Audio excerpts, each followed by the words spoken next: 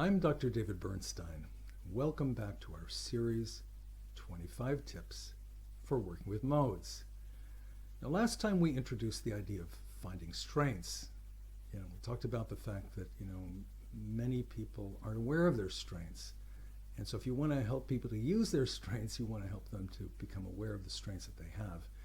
And then we used a metaphor of the sword of King Arthur, Excalibur, to represent the idea of helping people to use their strengths. To metaphorically speaking, take the sword of King Arthur and pull it out of the rock as a kind of, metaphor for, strength and authority and power in their lives. Okay. Now today we're going to go further because we're going to start to talk about how do you help people to, pull that metaphorical, sword of their strengths out of the rock and begin to use it. And that will bring us to the topic for today, grab it. Now, one very interesting finding from positive psychology is that it's easier to start with strengths that people already have, okay? It seems kind of self-evident. And yet in psychology, we're so accustomed to looking at areas of deficit that we often don't think this way. So now that doesn't mean to say that we don't want to help people to build up, strengths, in areas of relative weakness of theirs. But certainly when we are in the earlier phases of therapy, it really helps to start with the strengths that people already have. And not only is it easier, but it also helps to mobilize patients. When patients come to therapy, they're often in kind of a demoralized state. They've been struggling, maybe they're in a crisis. And we really want to help them to rapidly mobilize their healthy adult capacities. And one of the ways to do that is to help them to see what they're good at, help them to see what their strengths are. Now last time, in the last video, we talked about one method for introducing strengths. And that is that as a therapist, you can share with the patient the strengths that you see in them. So after, let's say, taking a few sessions and they come in and they tell you about, their presenting problems, what are the things they're struggling with. You can use, let's say, the iModes cards to help them to start to, recognize what some of the self-defeating patterns are in their lives. From there, you can start to introduce the idea of strengths. And one way to do that we talked about last time is to share with them the strengths that you see in them. Okay, so you could take the Healthy Adult Strengths cards, for example, and lay them on the table and use it as a way of sharing with them the strengths that they have. Okay, but there's another way to do it too, and that is in a more interactive way. And that is to use a couple of questionnaires that I've developed in order to engage the patient in an interactive process of exploring their strengths, of finding their strengths. And so the two questionnaires are an adjective checklist, the BL48, and a series of 48 statements, which is the Bernstein Strength Scale, the BSS. Now I'm going to tell you a little bit about how you use these instruments in a couple of minutes, but whichever you choose to use, and you can also choose to use both, because even though they're based on the same 16 strengths model, sometimes they elicit slightly different responses. So you can use them in combination with each other if you want to, or you could just use one or the other of them. But in either case, when you use them, what you end up with is the ability to look at somebody's profile of strengths. Okay, now we are all better at certain things than at other things, right? That's human nature.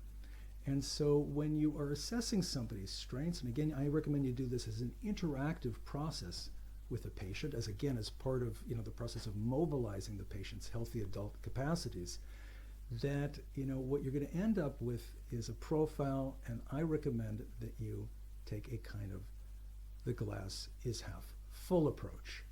So rather than, when it comes to assessing strengths, focusing on the areas that the patient isn't so good in, or relatively speaking not so good in, focus on those scores that are the highest, the scores that represent their highest areas of functioning.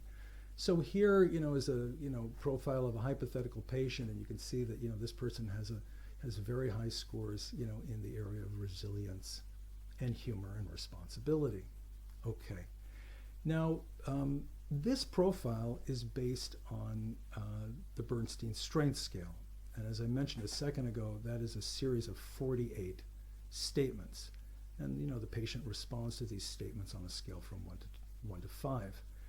And if you go onto our website, our iModes website, you can actually download this questionnaire, the BSS, as well as our adjective checklist, the BL48, for free.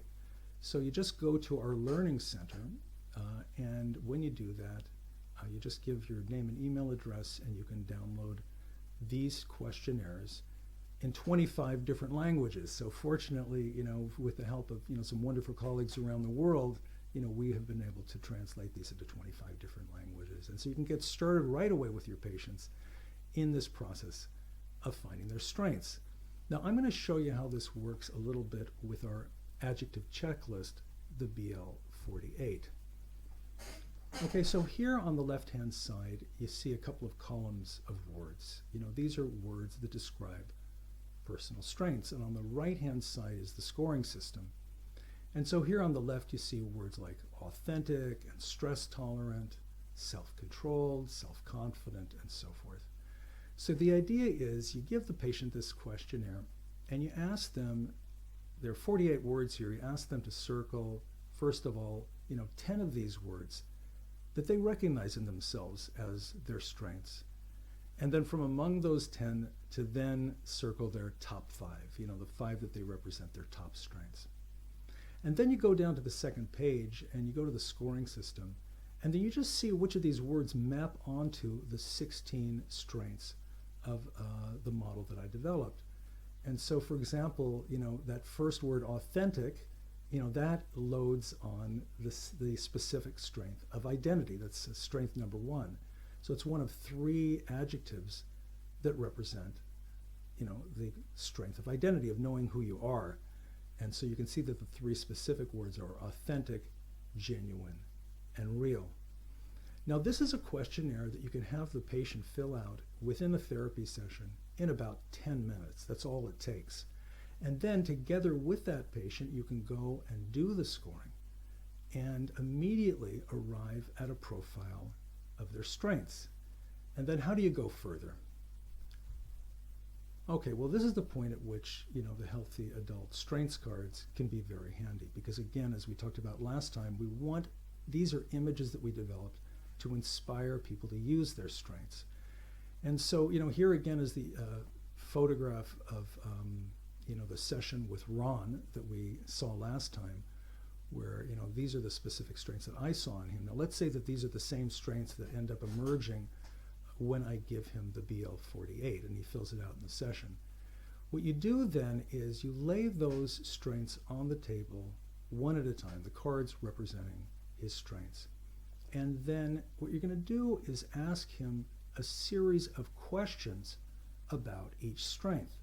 So, for example, here on the left you see the card for humor, right? We talked about the fact that Ron, has a good sense of humor. He's a very fun-loving guy, and that's one of his personal strengths. So once you've identified that from having him fill out the BL48, then you lay that card on the table first, and then you're going to ask him a series of questions about it. And here are the kinds of questions that you can ask him. You could say something like, look through these cards and which ones do you recognize in yourself? Does this describe this quality in yourself? So let's say you started with with the card for humor. How would you describe this strength in yourself? And where does this strength play a role in your life? Can you give some examples of situations in which this strength has helped you? And, has it helped you deal with challenges in your life? And how? Were you already aware that this is one of your strengths? And do other people see it in you? Okay, so you can ask him these questions, and then he stops and he reflects about his strength, in this case, the strength of humor. And once he's done that for, his first strength, you then lay the second card on the table. Like let's say in Ron's case, it was empathy, and you go through these same questions. Now, what's the reason for all of this? The reason is that we want people to begin to integrate their strengths into their conscious sense of identity, their conscious sense of who they are. And why is that? Again, because when people come to therapy, they very often are focused on the negative. And that's where they're stuck, right? They're stuck in negative self-defeating patterns. And they often at that point forget about their strengths. If we want them to use their strengths more, not only do we have to help them to identify what their strengths are, but we have to help them to incorporate their strengths into their conscious sense of self. And what you're going to see is that in a strengths-based approach, this is going to be a process that's going to take place over many sessions. There are many different ways in which you can do things to help patients to become aware of their strengths, even to see the strengths that sometimes that they're using unconsciously without being aware of them, and then to inspire them to use their strengths more. And here is a very funny quote from the famous anthropologist Margaret Mead. She said, "Always remember that you are absolutely unique, just like everyone else." Okay. So, what we want to do is help people to recognize, what is that unique profile of strengths? And she says, always remember that you're unique, right? So, knowing your strengths, becoming more aware of your strengths is a process of integrating those strengths into your conscious sense of identity. And not only does that help people to feel better about themselves, it means that they can access their strengths more easily. And that means that particularly in the moments when they need their strengths the most, those stressful times, they can be like, the young King Arthur and pull that sword representing their strengths out of the rock and use it more effectively. Okay. Now, next time we're going to continue on this topic of helping people to use and develop their strengths, because another way we can think about this is that we want people to build particular areas of strengths in their lives. And the term that I use for this, the metaphor that I use for building areas of strengths, are islands of strengths. Even in people who have even lower levels of functioning, if they could even develop one island of strength, one area, relatively speaking, of strength, it can help to lift up their overall level of functioning. Okay, so it becomes a place of kind of solid ground that they can stand on, and start to improve the overall quality of their lives. So next time then, the topic of our video will be build it. How do you build islands of strength? And please come to our website, www.imodes.com, and take a look at our image-based therapy tools. Have a great week and see you next time.